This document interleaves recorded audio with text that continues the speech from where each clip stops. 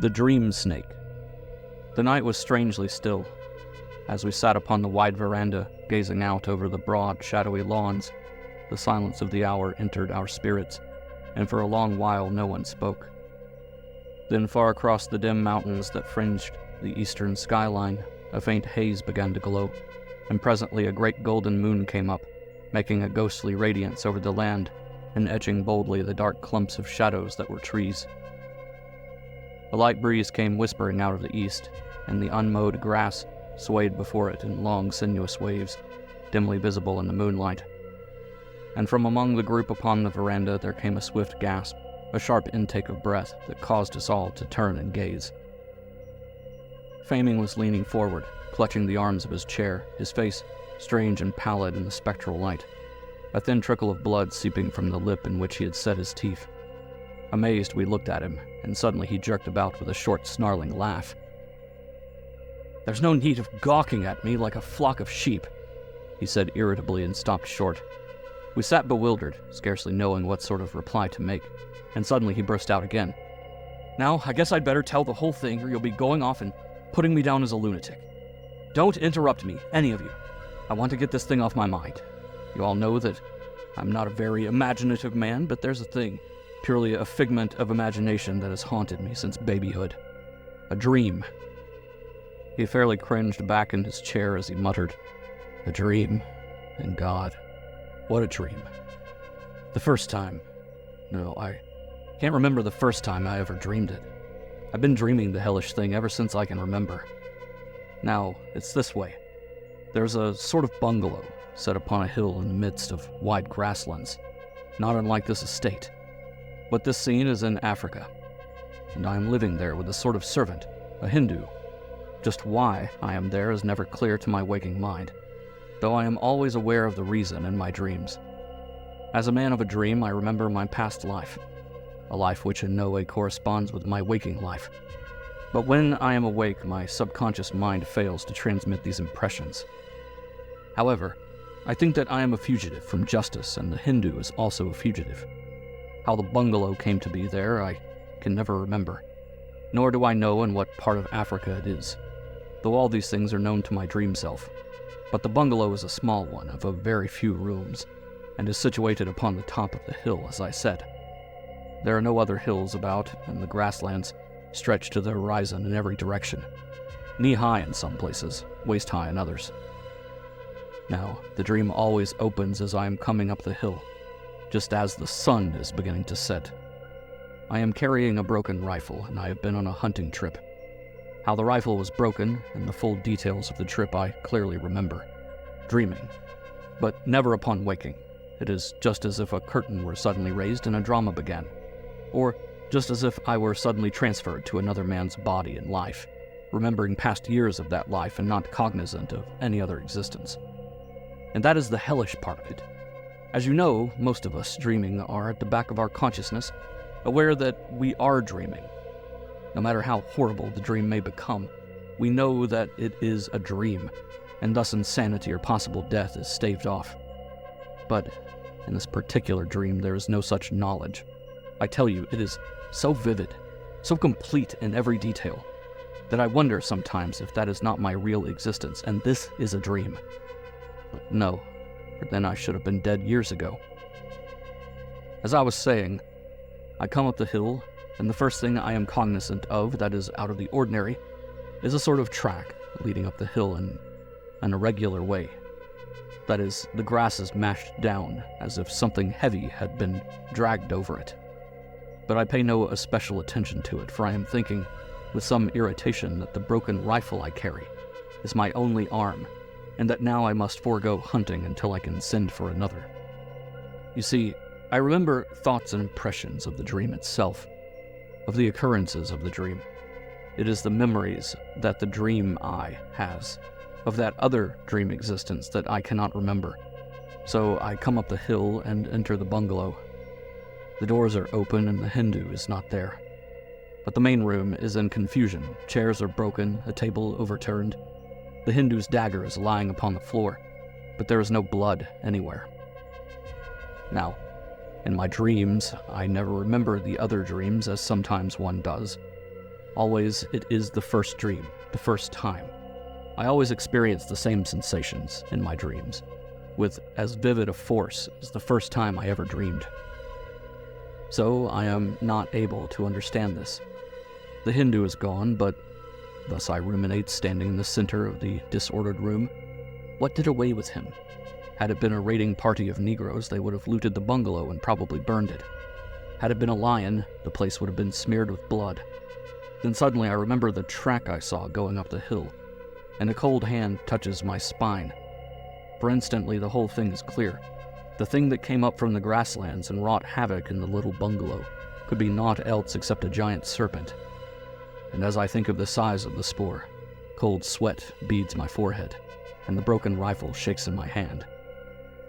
Then I rush to the door in a wild panic. My only thought is to make a dash for the coast. But the sun has set and dusk is stealing across the grasslands. And out there somewhere, lurking in the tall grass, is that grisly thing, that horror. God. The ejaculation broke from his lips with such feeling that all of us started, not realizing the tension we had reached. There was a second's silence, then he continued. So I bolt the doors and windows, light the lamp I have, and take my stand in the middle of the room. And I stand like a statue, waiting, listening.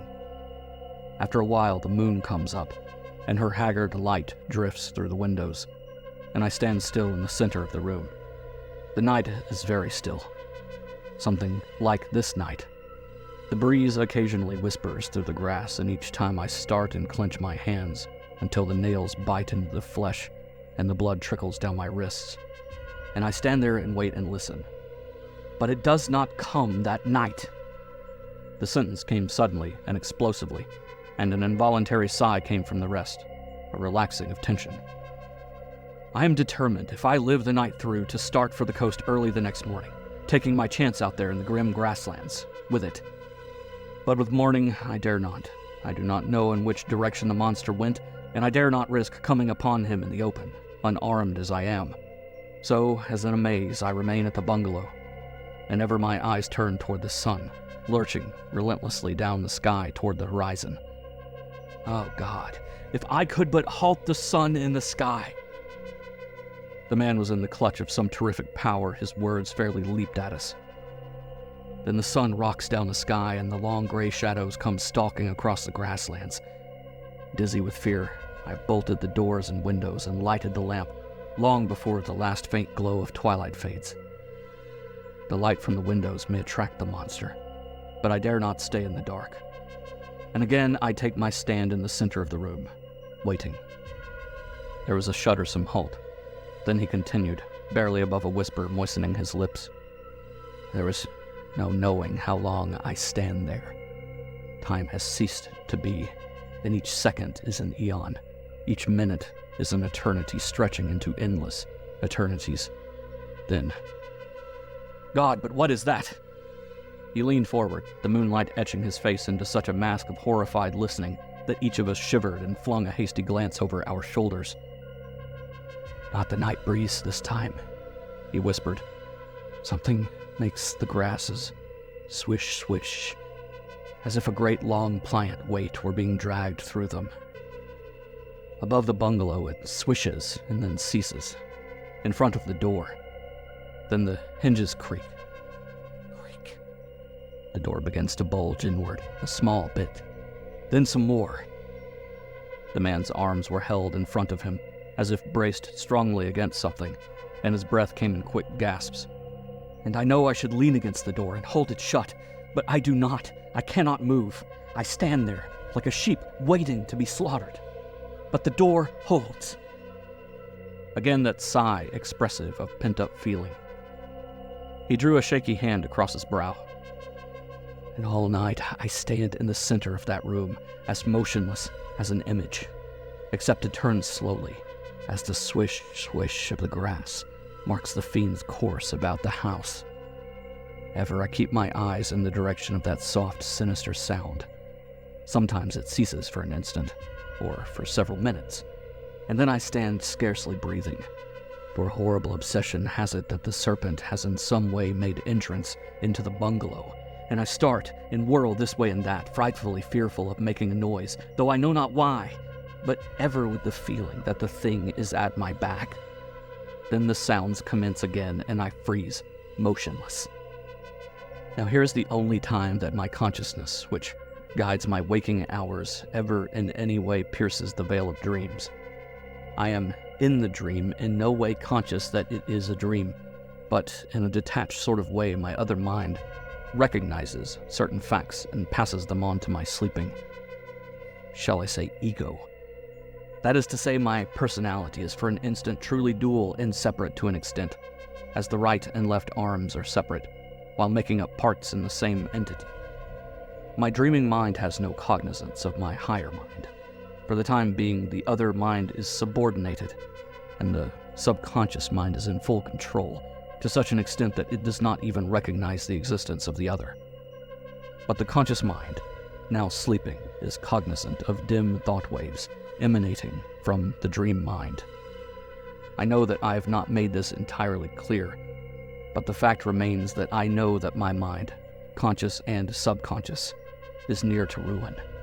My obsession of fear as I stand there in my dream is that the serpent will raise itself and peer into the window at me, and I know in my dream that if this occurs, I shall go insane.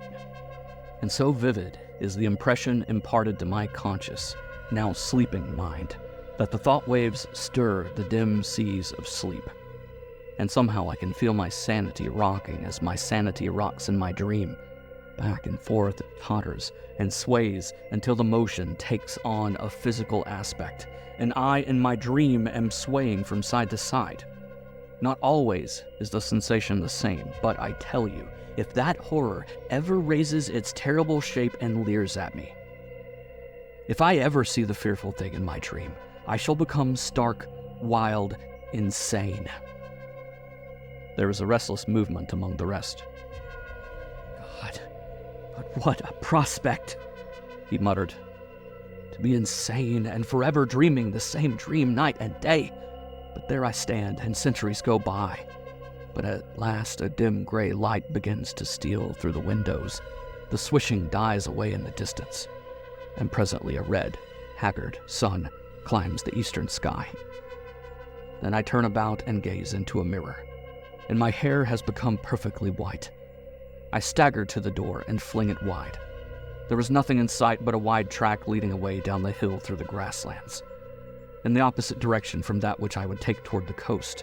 And with a shriek of maniacal laughter, I dash down the hill and race across the grasslands. I race until I drop from exhaustion.